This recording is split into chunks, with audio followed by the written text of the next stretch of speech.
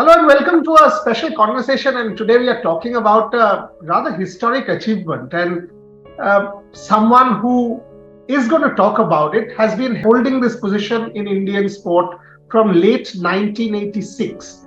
Finally, after 37 years, Vishy, somebody will be sort of, in the published ratings when it comes out early September, will be above you. How does this feel? I mean, you were the Lone Ranger at the top of that mountain and that peak. You are his hero. Multiple times we've heard that. And this bond between the two of you, the way you handled him during the Olympiad, Gukesh, how does it seem that finally someone is up there? It's nice. There's a kind of feeling of passing on the baton. As I mentioned, I have been semi-retired for a couple of years. One of the things this has meant is that my rating has become a fixed target. It doesn't bob around. And they have much wider fluctuations. But eventually, Gukesh's path steadied and he started climbing again. So I'm 2754 is my current rating. He was at 2738 for quite some time. Then he broke free and started a second climb. And it's impressive that at that rating, he's able to be consistent for almost 20 points. So it just shows, in fact, he has gained even more points yesterday by beating SL Narayanan from Kerala.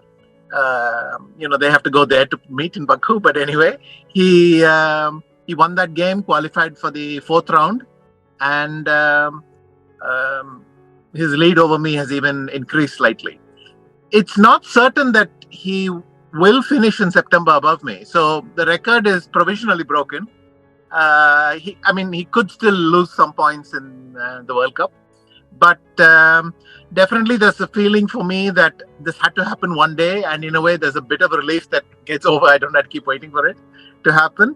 At the same time, it is slightly strange not to wake up as number one. After 3 decades, you just get used to this. So it's slightly mixed feelings. But, Gukesh is one of the students in my academy. So at Viswanathan Anand, we've been helping him for now 3 years and closely working with him along with Prag, who is rising very strongly as well. So really just, I think, a feeling of satisfaction, a job well done, something like that. That was actually the second question, that what does this say? And I look at Gukesh, I look at Prag, I look at Nihal Sarin, I look at that whole crop. And I'm like, from two Grandmasters to this. And you started it all in that sense. I mean, the real legacy of Indian chess from the late 1980s, early 90s with Viswanathan Anand to where we are today, almost a revolution. And now someone sort of taking up what you just said, passing of the baton. How does that seem? Because the sport is vibrant and you deserve a lot of credit for that. You mentored them through the Viswanathan Anand Academy. Talk to me about that. So the thing happened stage by stage. Once I became a grandmaster, once I qualified for the World Championship cycle, lots and lots of people took to chess. Then a lot of people in this first generation became international masters or grandmasters, and many of them took to chess coaching. So the generation that came after them benefited from that and were able to build on that.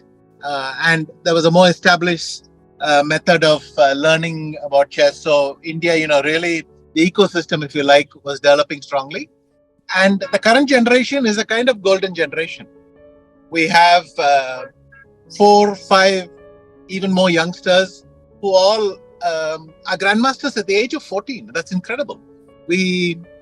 I became a grandmaster at the age of 18, and all of them are becoming a grandmaster several years earlier. So, and when you become a grandmaster that early, you have the time and the potential to improve it. So right now, the game is particularly healthy because our team, as we showed last year, even without me participating, is competing for the gold medal in the chess Olympiad, for instance. So Olympiad, we now have multiple players going forward in the World Cup. That is one of the stages for the World Championship cycle. We're out there. And crossing of the top 10 barrier. It's partly psychological. I mean, the difference between 9th and 11th isn't that big, but getting into the top 10, that's a clear line that we cross. And every stage, it's been impressive. Now, Prague is in the top 30. So, bit by bit, we are breaking through there, and that is fantastic. You mentioned the chess Olympiad, and that was my next question. That that moment when Gukesh sort of blew that match, which could have landed India the gold medal. Prague was actually leading. In that tie, India was leading in that tie thanks to him. And there's a confusion whether it's 2 hours or 15 minutes, how much he spoke to you. But the bond between the two of you is what stood out for me. Can you just and you are on record saying you've had similar encounters. You took him, you played table tennis together. Can you just take me through that incident and what happened? So he had this very, very painful defeat. The funny thing was he just forgot himself. He forgot where he was. He forgot what else was riding on this thing. He got so caught up in the game. And it's very, very normal. It happens to everyone. He was totally winning out of the opening. He outplayed his opponent brilliantly. And if you're in brilliant form and things keep going brilliantly, it never occurs to you that, wait, I have to stop and get some sense of perspective of what's going on. You just think the world is going as it's supposed to go. And then, but his opponent kept resisting, and then slowly the mistakes started creeping in. He's still winning, but it's getting a bit harder. And then suddenly the advantage drops a lot. But in the meantime, Praggnanandha had won his game. So all Gukesh had to do was to draw his game, which he could have forced at any moment, and taken it. But, his head could not give up this idea that he was winning, and he just could not stop himself. He kept going on. Then what was a better position suddenly flipped, and then he couldn't stop. And this sort of experience I've had many times. Totally one position, you lose control and go on. So when this match finished, it was painful for him because then he must have realized what he had done. He realized that the team had lost the gold medal and was now fighting for the bronze. And so some of these experiences, they scar you for life. I still can't think of some games. If I think of some position, I squirm and I try to think about something else because it's painful, right? These things sit with you. So I thought, well, maybe I should go and cheer the guys up. So maybe he didn't want to point out that it was 15 minutes. It was 2 hours, but it was 15 minutes of me trying to console him and then realizing that, maybe he's okay. And then we played an hour of table tennis. And, the mood was losing. People understood that something had happened, but then they did the right thing, which is to get ready to fight for the bronze. Because having squandered the gold, you can't squander the bronze as well. So at least let's nail the bronze. Let's cap this great performance and let's do it. And they did it very well against Germany the next day. And but I was trying to cheer them up. I had cheered them up earlier. I had cheered up Gukesh earlier in Kolkata in the Tata Steel event. He was having a bad start, so I went to chat with him. So this is something I try to do often. And there's a sense of I've experienced this just as much as you. So maybe you can lose some tension talking to me.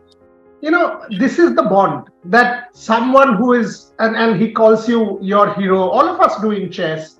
And so that sort of very close bonding, it's not one of, but there's any kind of competitiveness there's any kind of rivalry there. It's not that. I mean, it's a very healthy bond, and that's what defines the sport. And that's why I asked you this question. Just to digress a little bit, last couple. This is also, by the way, a rapid interview because, as you can see, Anand's frame is shaking because he's actually dropping his son to school. So by the time the car gets to school, I have to stop. So that's the nature of this particular interview as for all our viewers. Anyway, last two questions.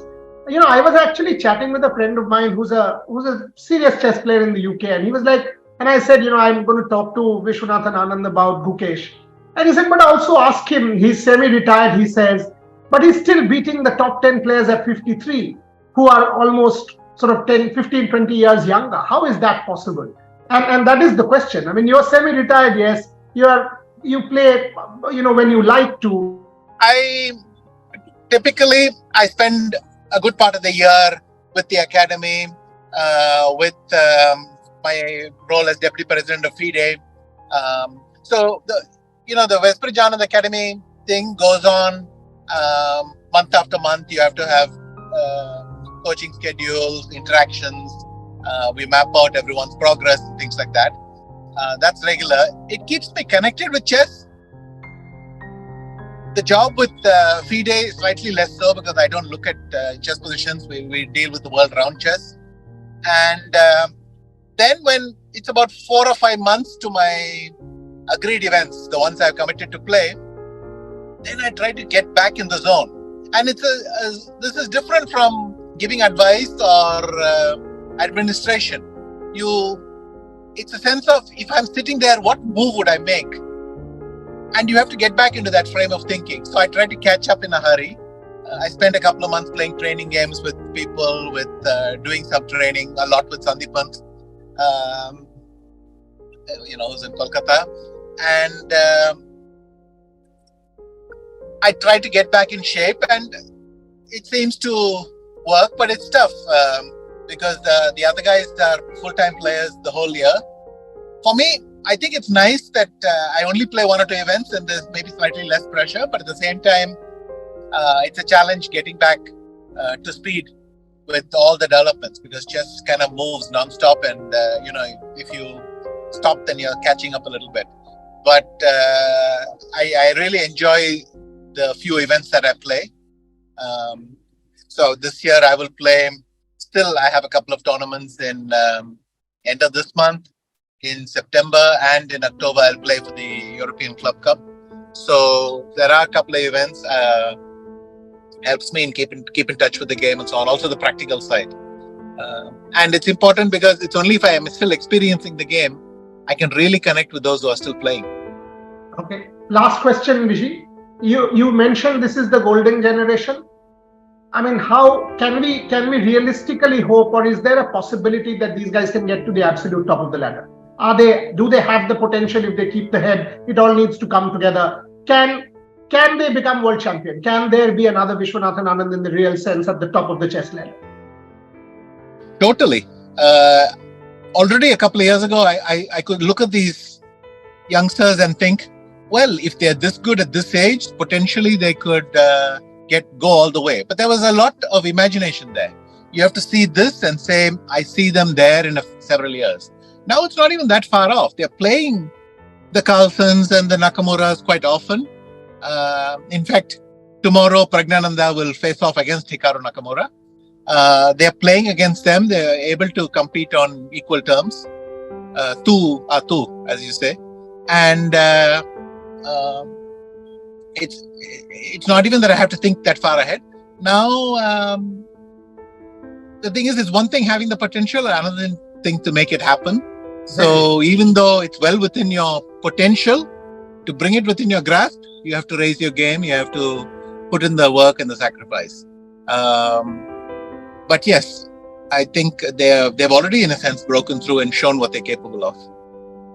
I let you go there. As I said, it will be a rapid interview because, Vishy is on his way to dropping his son at school. I let you go there. Thank you very much for your time. I know you're hard pressed. You've just come back, but appreciate you joining me, putting things in perspective, and what an important moment for Indian chess. And the future looks bright. That's what gives me optimism about the sport in this country. Thanks to this man. Started it all, continues, and after 37 years, maybe, who knows, we'll see when the ratings come out what exactly the numbers are. Thank you, Viswanathan Anand, for your time. Always a pleasure.